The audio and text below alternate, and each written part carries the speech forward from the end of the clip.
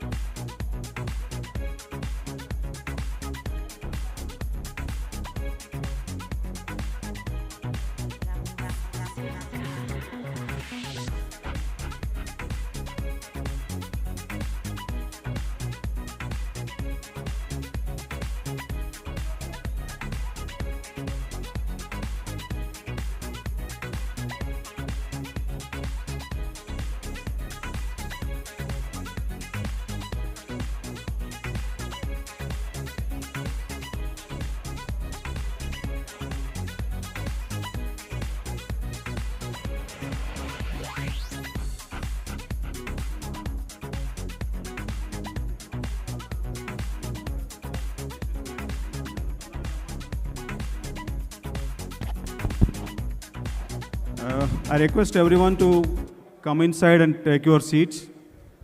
Honorable Minister sir is going to be here for the session. So I request everyone to be here. Please be seated. Everyone outside, please come inside.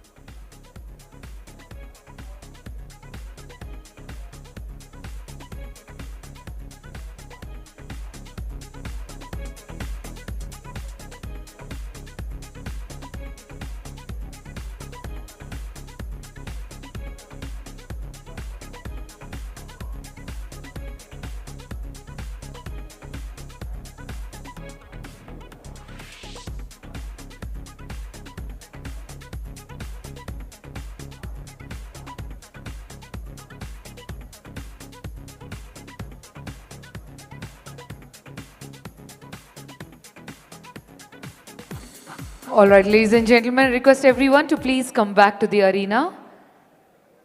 We have an amazing session wherein we will be discussing best practices in the Indian coal sector. The best part is we have the minister also joining us for this amazing session. I request each and everyone to please come back and settle down quickly because we're expecting our honorable minister to join us for this very session. Thank you.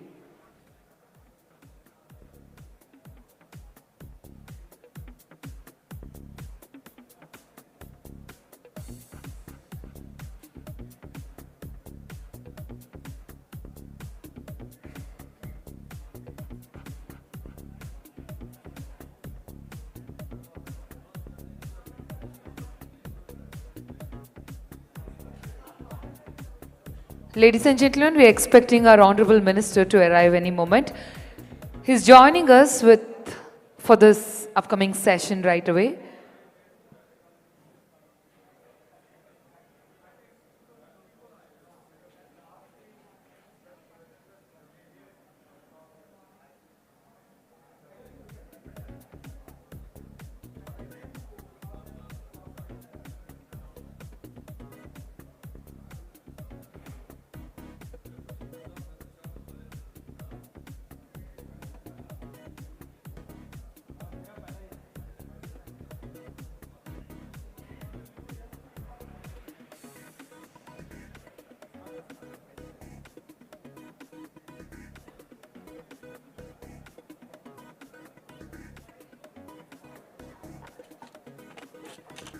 Ladies and gentlemen, I request everyone to please come and settle down. We have our honorable minister right here in front of us in the very own arena joining us for this amazing session which says the best practices in Indian coal sector. We have the session moderator here, Shri D.B. Sundararamam Garu. Let's give a huge round of applause to him and welcome him. So he's the Vice President of Corporate Services at Tata Steel with over 3 decades experience in raw materials, mining and operations. Ladies and gentlemen, the panel comprises of esteemed people over here on the dais. You all have already joined us.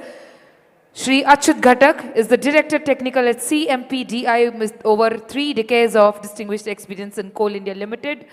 We have Shri Prasanna Kumar M, who is the CMD of NLC India Limited, who is also an accomplished power and coal sector leader with more than over 3 decades of experience, a gold medalist in mechanical engineering, proven expertise in strategic management and fuel operations. Then we also have Professor Arvind Kumar Mishra Garu, the Director of CSIR CIMFR Dhanbad and also a distinguished mining engineer with more than over 3 decades of experience spanning academia, industry and research. A PhD from IIT ISM Dhanbad, he has contributed extensively to mining technology and innovation. And we have Shri Balram Garu, who is an IRS officer of 2010 batch, Chairman, Managing Director of Singareni Collieries Company Limited, a dynamic administrator and visionary leader who also serves as the Finance Director, driving growth and efficiency in Telangana's coal sector. We also have Shri Anurag Dikshit Garu, the General Manager of West Bokaro Division, Tata Steel, who is a seasoned mining professional with more than over 3 decades at Tata Steel, IIT Kanpur alumnus. He has also led his diverse mining operations and actively contributed to the industry knowledge and policy discussions. We also have Shri Sajish Kumar N, the Coal Controller, Government of India, who is an IRTS officer who previously served with us in the Northern Railways. He brings valuable expertise in logistics and infrastructure management, ensuring effective regulation, monitoring and governance of India's coal sector. Ladies and gentlemen, can we have a huge round of applause for all the panelists here on the dais? We are beginning with the first section, which says best practices in Indian coal sector. Leading companies like Coal India Limited, NLC India Limited, SCCL and Tata Steel are adopting advanced mine closure models, ecological restoration and community-centering approaches. So these practices are aiming to balance energy needs with environmental care and socio-economic upliftment. Over to Shri Sundararam sir, the moderator. Give a big round of applause as he takes over the session.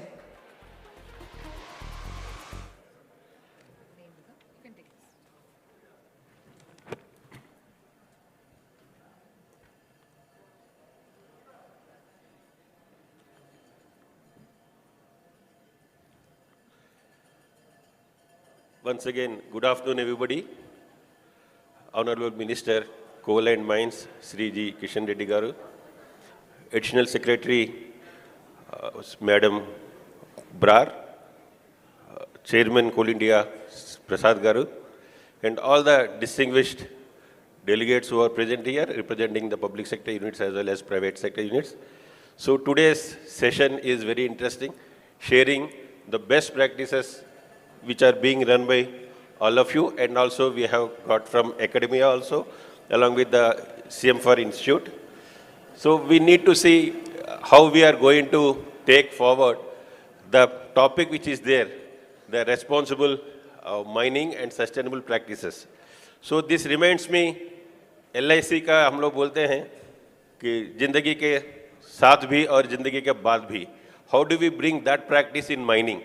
How can we ensure, the way Honorable Minister has mentioned, how do we ensure that during mining, we take care of our people, our community, and after mining, how do we take care of our people, both employees as well as communities? So I would like to bring your attention to some of the best practices.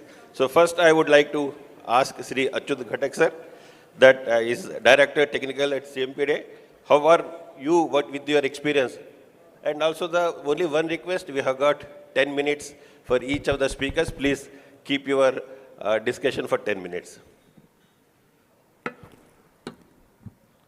Respected Minister of Coal and Mine, respected Additional Secretary Ma'am, MOC, respected Chairman CIL, Joint Secretary MOC, esteemed members of the IMC, CMDs, CEOs, other dignitaries on and off the dais, and respected delegates. As Mr. Sundaraman said, Zindagi ke saath bhi, Zindagi ke baad bhi, I begin with the Zindagi ke baad bhi. Honorable Minister had mentioned the 6 R's of the closure. I have chosen the most important aspect of that part, which is repurposing. The outcome of this particular aspect, that is the repurposing, is the reclaim which has been unveiled today. And at the best I can say, what I am going to present is not a paper, this is the objective of our country, our organization, and every individual here. May I have the PPT, please?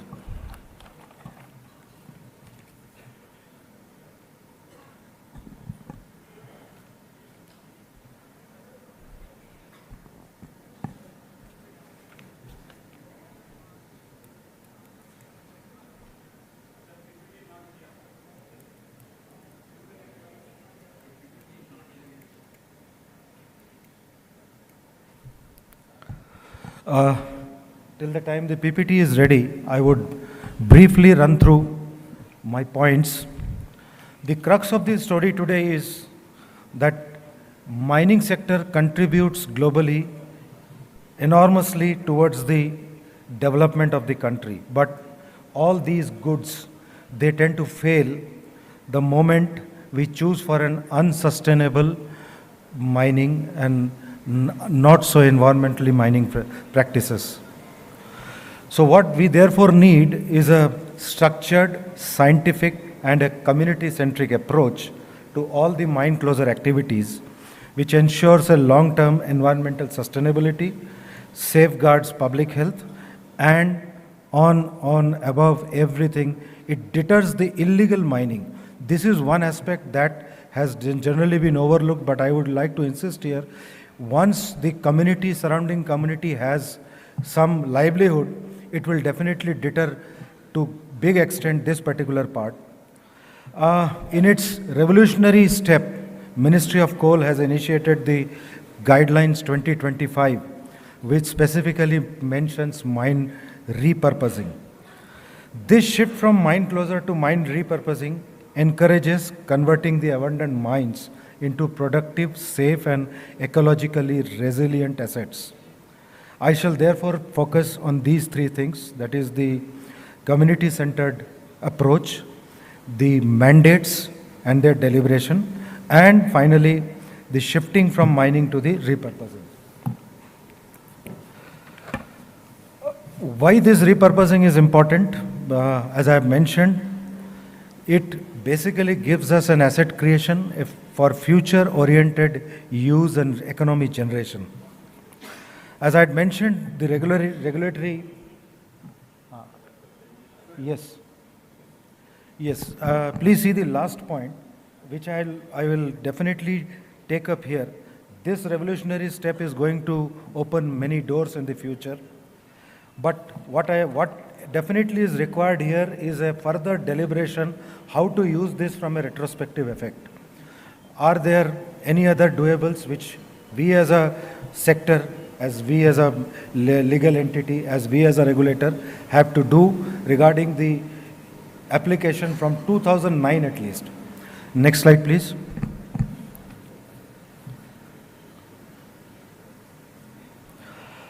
What you see on the left side is what we did in the past.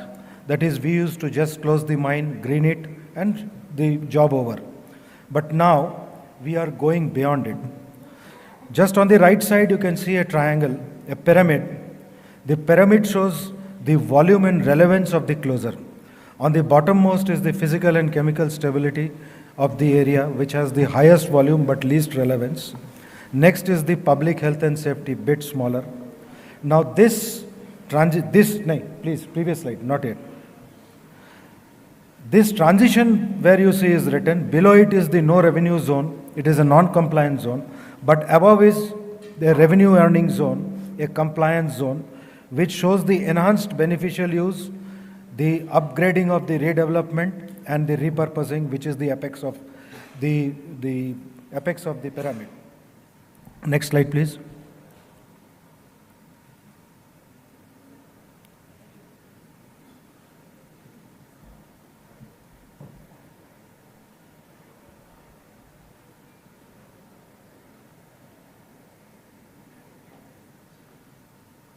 Yes, this is the five-step uphill roadmap. On the base, as I had mentioned in the pyramid, is the physical and chemical stability. But let us go to the blue, green, and dark green. It says the creation of the asset. Enhanced beneficial use is nothing but creation of the asset. Then next is the redevelopment, upgrading it, and finally the repurposing. This is the arrowhead of sustainable, eco-restored, community-centered outcome. The arrowhead has three imperatives: repurposing of the land, livelihood transition through skill development. And finally, the objective is the outcome, that is Zindagi ke baad bhi. These are current trends here, basically, but we are yet to reach beyond it in our country. To begin with, the first step is the mandate, Mine Closure Guidelines 2009, that mentioned of the first revolutionary step, that is the escrow account. Next is the value of those accounts, and 2019 the upgrading, and finally comes the watershed mandate, that is the mining for repurposing. This has further enhanced the expenditures, but what is here in this slide is the methodology which we may take for going ahead with the activity. We have dumps, the most distaste to the eye, which can be divided into two parts. The first part is the biological reclamation and revegetation. Second is the technically reclaimed area for future repurposing. The repurposings can be renewable energy use, industrial use, and the business infrastructure. The basic fundamental premise that should govern us is LURA, that is land use repurposing applications. There might be requirement of some legislations that the operators decommission and relinquish land for further use.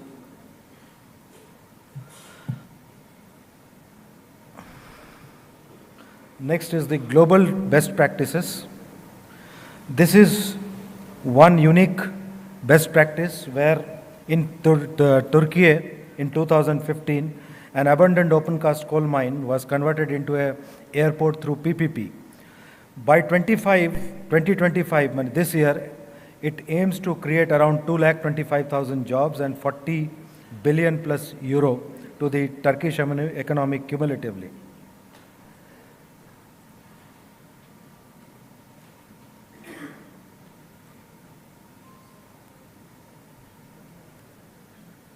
This is the Thorsby Colliery. This colliery was again closed in 2015 and was redeveloped into a community center, 800 homes, school, retirement village, and around 1,000 jobs. The old buildings were restored, 350-acre country park was created, and it hosted the first 5G connected forest. Next is the Indonesian Minasaraya gold mine, which was closed in 2006. They have replanted it and developed into a eco-biological wonder with 155,000 trees. Next, what you see is also yet another unique effort, wherein in a pit a 19-story hotel was created, of which 2 are below water.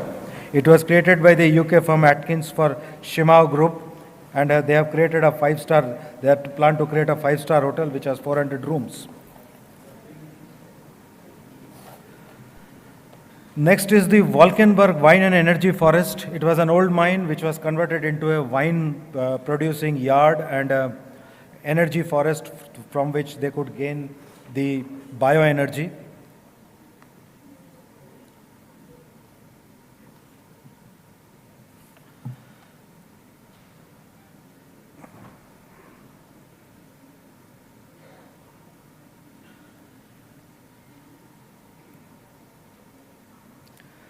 This is the Coal India case study of Chendipada open cast mine, which is an old mine which was closed in 2014. The escrow had 6.44 crores, however, final closure accounted for about 11 crores. What did we gain? We will see in the next slide.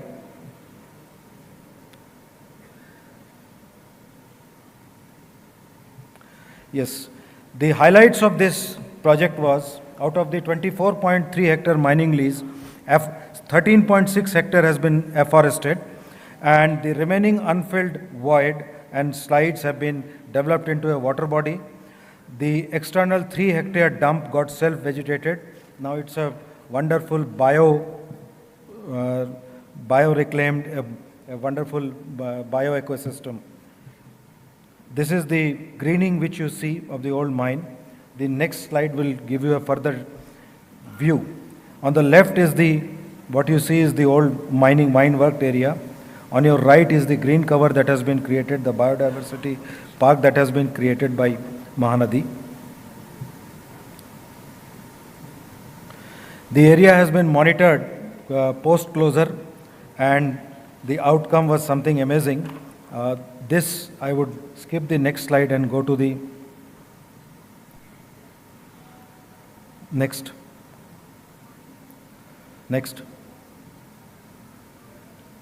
These are some snapshots of the biodiversity that this has created. Black drongo, whistling duck, Indian cuckoo, Eurasian moon hens, common kingfishers, night heron, white ram, shama. These are the birds, some of them migratory in nature, have entered that area. Next. These are some other efforts by Coal India and its subsidiaries. They are the ecotourism parks of various subsidiaries. We have 33 of them. Next slide. This is the coal neer plant at WCL. Then on the side we have these orchards, the sand clarification plant, the fisheries that we have created in CCL and SCCL. Yes, I would quickly jump to the last slide. Other than that, next slide please. The mine purposing to us is just not an environmental obligation, but it is an opportunity for the society and for Coal India and all those who are employed in the mining sector. Thank you very much.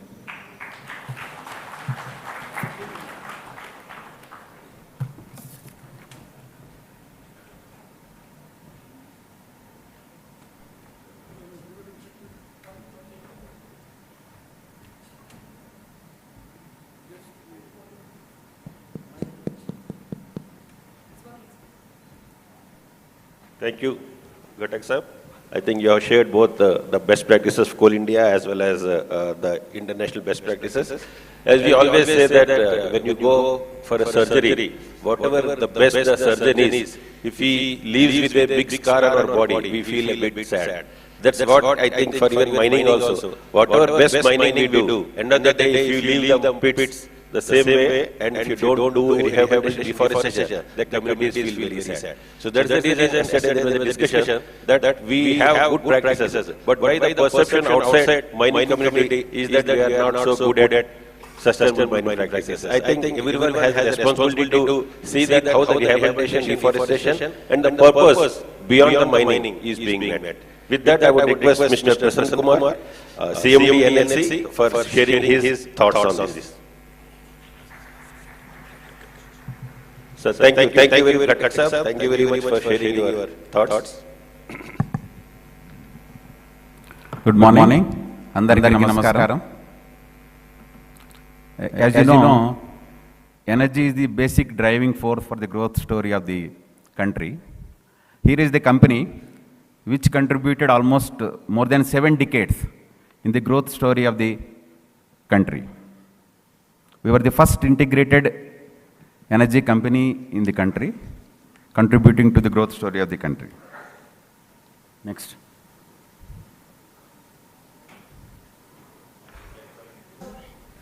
Drink their own water, not trees eat their own fruits.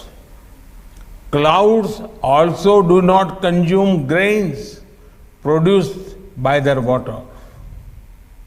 Nature provides for us. We must also provide for nature. Protecting and caring for Mother Earth is our fundamental responsibility. Mother Nature does not favor a fragmented approach. She prefers Vasudhaiva Kutumbakam, one earth, one family, one future. In line with what the communication from Honorable Prime Minister, for maintaining sustainability, we should be having a comprehensive approach, not a fragmented approach. I think that is the reason we are all here.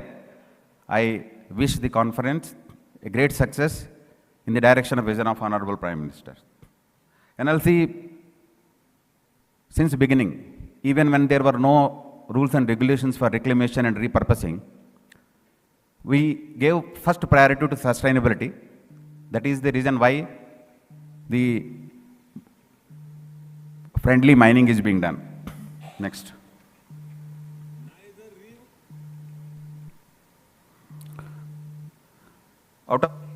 Till today, no mine of NLCAL is closed, but in the progressive mine closing activities, we are taking lead and setting an example in the country by topsoil preservation, technical reclamation, biological reclamation, and sustainable repurposing. Next. Until now, out of 5,000 hectares of land we mined, we reclaimed 2,600 hectares of land with using innovative techniques of ecosystem recovery and also afforestation initiatives. More than 2 crores saplings are planted with the natural spaces and with community engagement. Next. In addition to the mine closing activity, for maintaining sustainability, NLCIL is leader in a renewable sector. We were the first company in the country to add 1 gigawatt capacity and targeting to increase it 8 times by 2030. And already 2 gigawatt are in pipeline and 3 gigawatt are in planning. And also we are setting up a pilot project of green hydrogen in Neyveli area and also aggressively entering into battery storage system and pump storage system for renewable integration. Next. In addition to that, waste to wealth, which is required for sustainability, we are doing M-sand production from the overburden, from lignite, many chemicals are being extracted for ensuring the sustainability. And also recently one of the statue called Jai Hind statue prepared from waste that is installed near new parliament building to depict usage of reuse of the precious resources. Next. As Honorable Minister mentioned, we are maintaining utilization of water in the state of Tamil Nadu. We are supplying water for 25,000 acres of land, and we are supplying huge quantity of water for